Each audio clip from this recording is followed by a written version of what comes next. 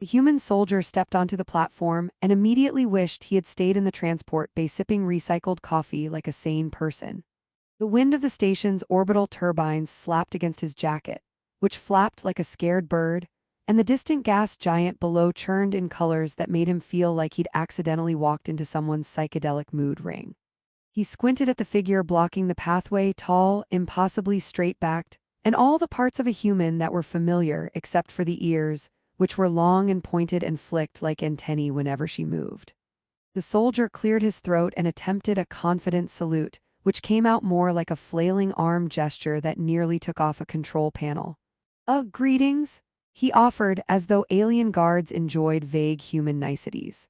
The guard's eyes narrowed, those long ears twitching suspiciously, and she shifted the weight of her plasma baton in a way that suggested it might hum louder if she didn't like him.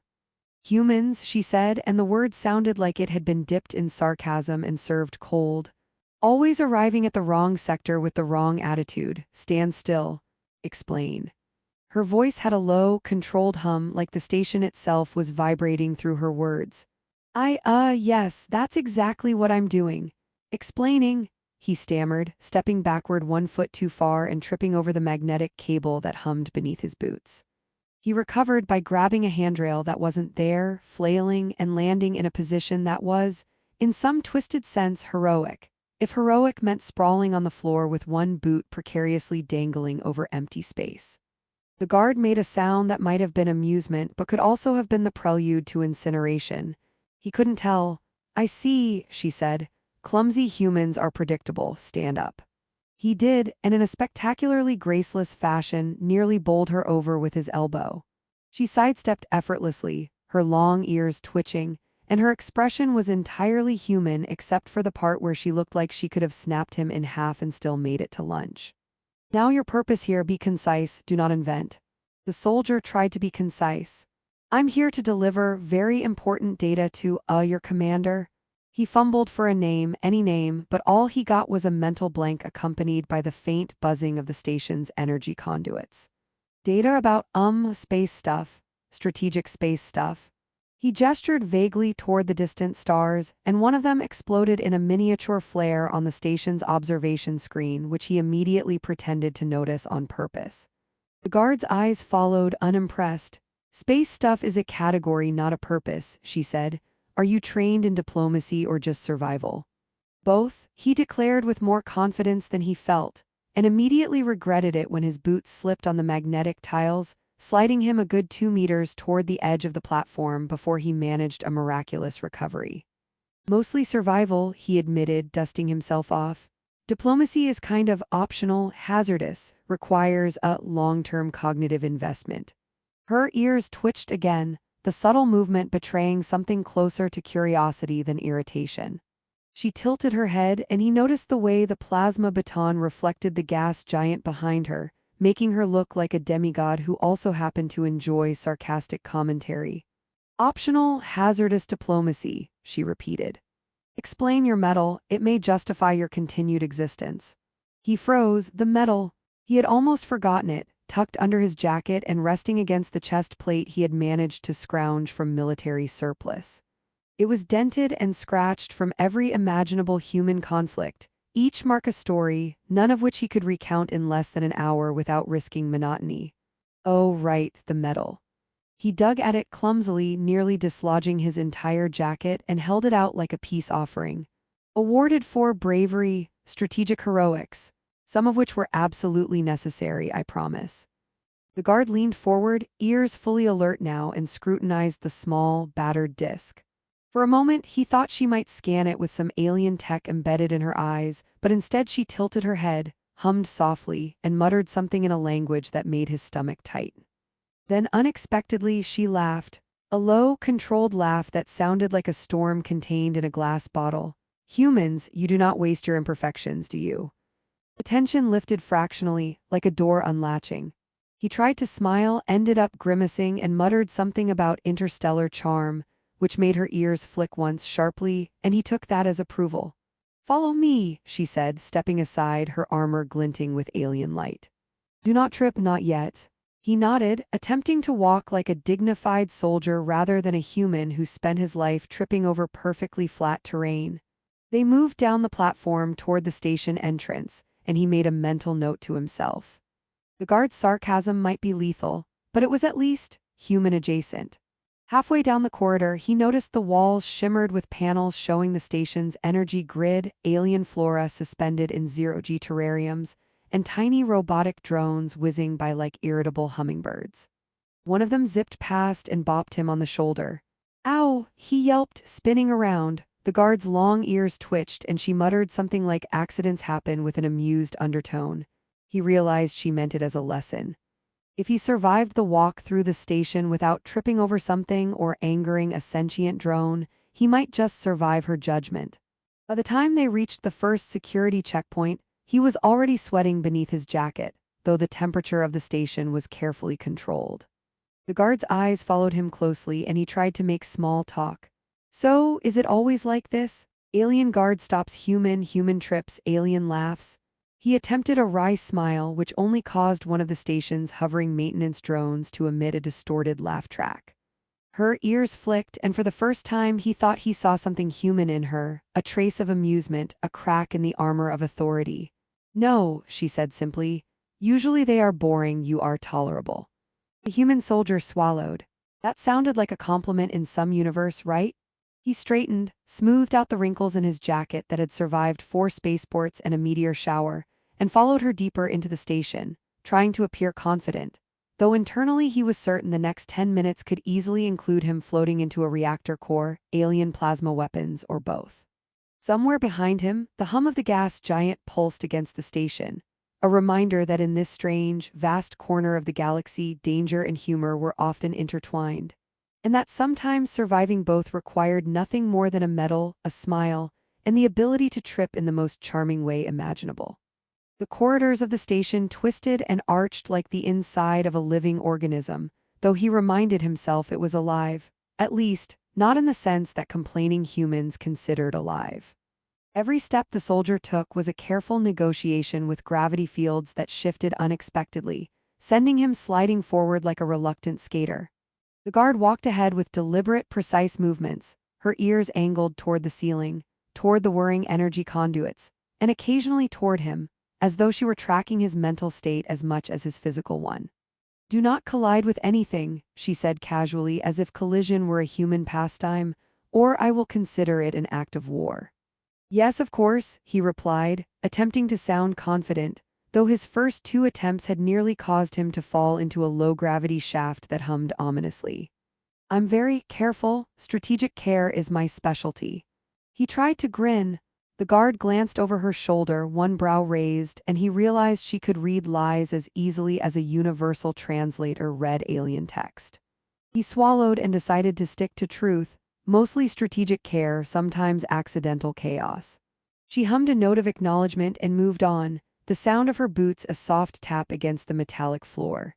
The corridors opened into a large atrium, walls lined with translucent panels showing strange alien constellations in real-time, holographic projections of ships gliding through wormholes, and tiny gardens floating in anti-gravity pods. The soldier stared, almost forgetting to breathe. One of the hovering gardens had a vine that waved at him, or more likely, he was imagining it. "Stop staring like a human who has never seen a ceiling before," the guard said. Her voice held the faintest trace of amusement.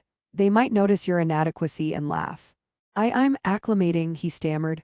"Yes, acclimating to ceilings and floors and walls that talk to me."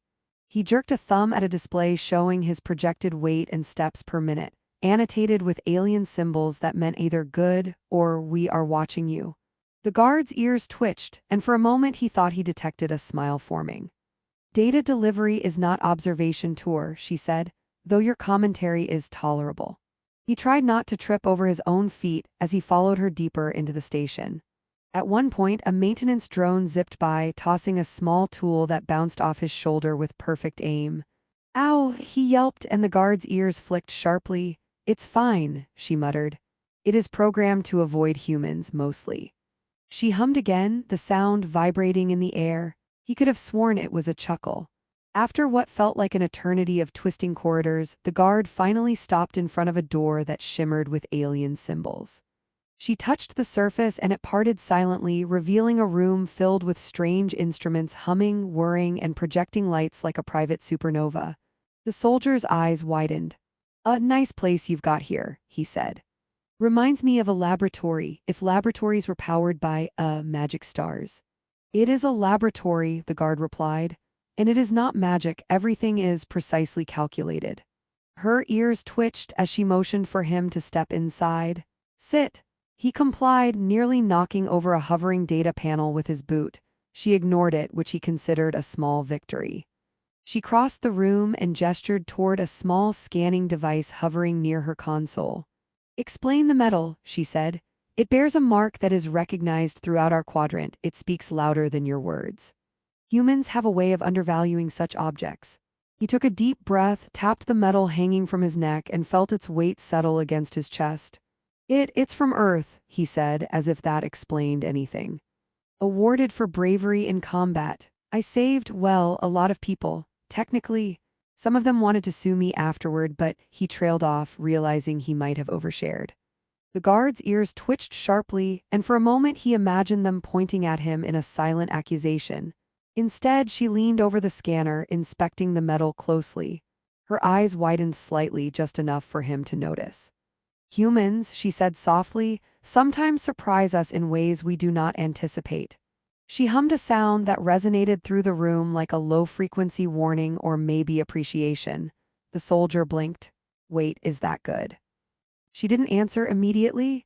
She tapped a few symbols on her console, and holographic data streams swirled around the metal, highlighting battles, missions, and commendations he had long since forgotten.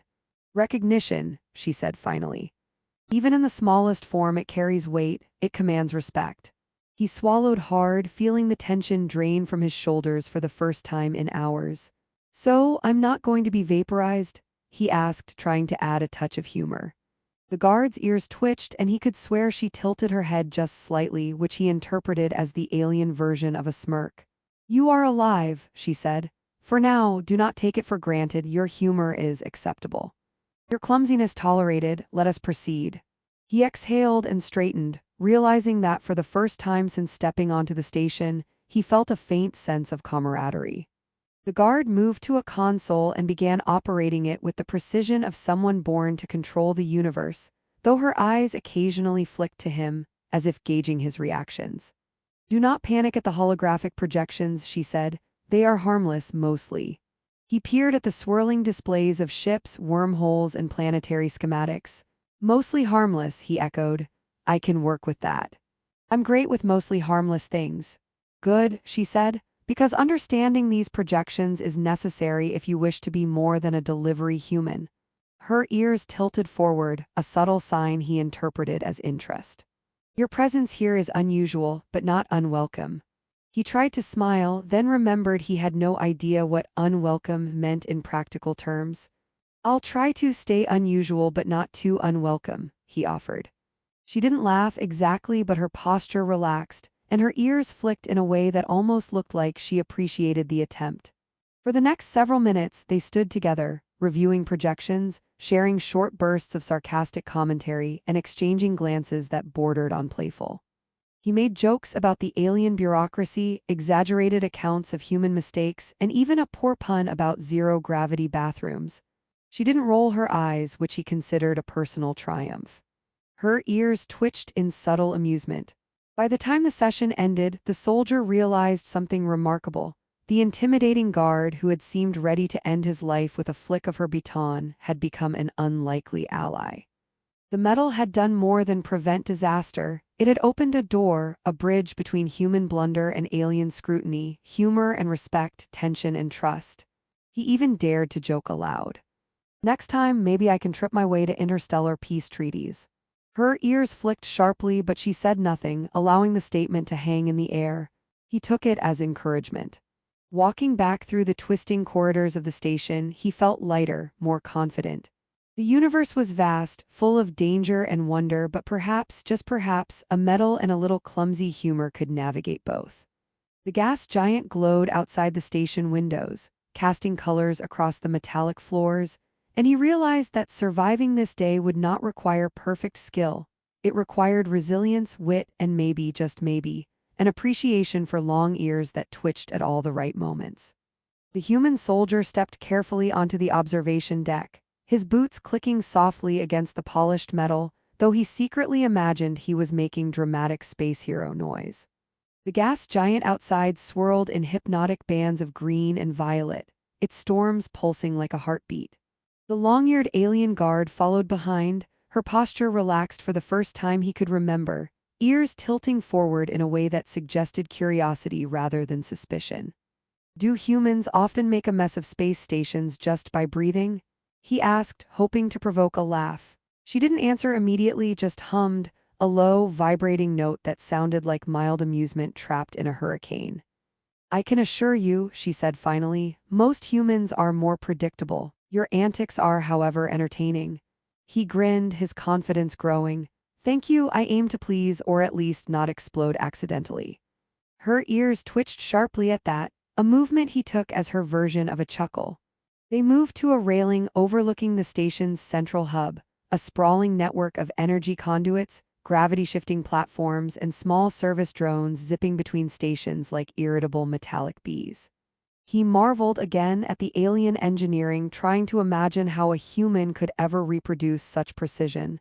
She noticed his fascination. "Observation is good," she said. "Understanding is better."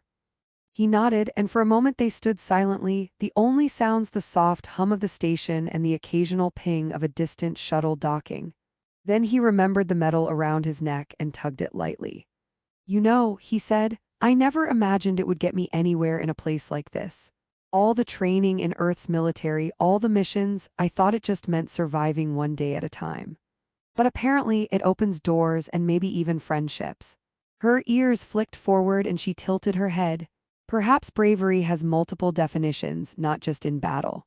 Sometimes it is in standing in front of something unknown with nothing but a human's luck and stubbornness." He laughed a bit awkwardly. "Stubbornness, definitely, that's my specialty." The conversation shifted as she led him through the deck, pointing out the station's various sections. Laboratories where anti-gravity experiments were conducted, gardens floating in magnetic bubbles, and communication hubs that linked dozens of distant star systems. He made light comments about every absurdity. A robot gardener that seemed to scold him for breathing too loudly, a holographic display that flickered when he waved his hands near it, and the anti-gravity pods that made him feel like a human kite. She only hummed occasionally, and he learned to interpret the subtle tilt of her ears as a combination of amusement, approval, and sometimes exasperation. They stopped before a console displaying fleet movements across the galaxy. "You can help here," she said, "if you understand the patterns. This station may seem intimidating, but it thrives on logic, humor, and," she paused, glancing at him, "resilience." He chuckled. "Resilience, huh?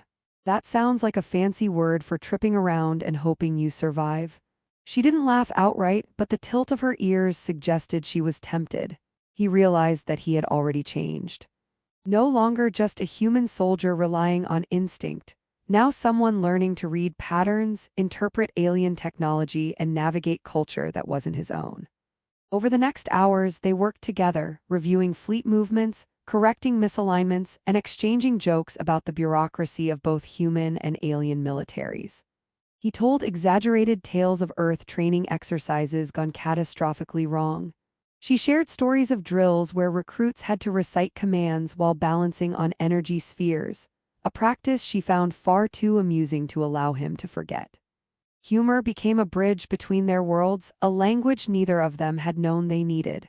When a minor crisis emerged, a containment field faltering in one of the anti-gravity gardens, they responded instinctively. He grabbed a control panel, she directed the energy flow with precision, and together they stabilized the field before the floating flora tumbled into chaos. He stumbled once in zero-G, spinning helplessly for a moment before she shot out a hand, catching him and steadying him with a flick of her wrist. He muttered, "I swear if anyone asks, I meant to do that." She didn't answer, but her ears twitched sharply, an unspoken acknowledgement of teamwork.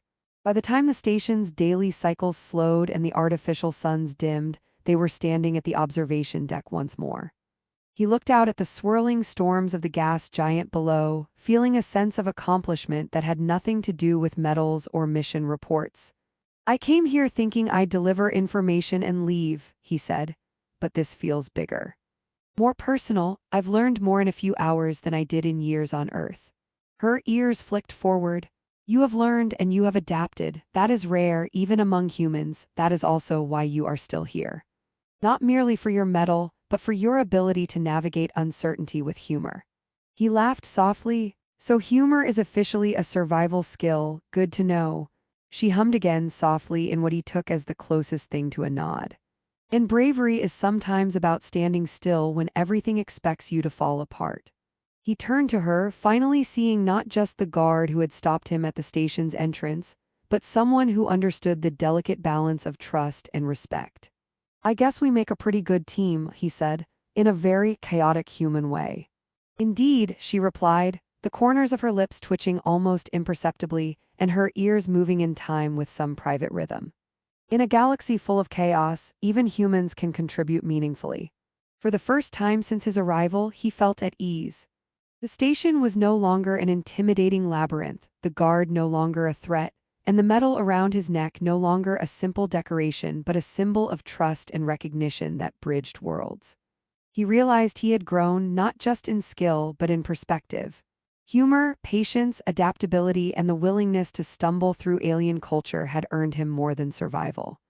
They had earned him respect, understanding, and an unlikely friendship. He watched the stars flicker in the gas giant storms, and he knew that the universe was vast and strange but not insurmountable.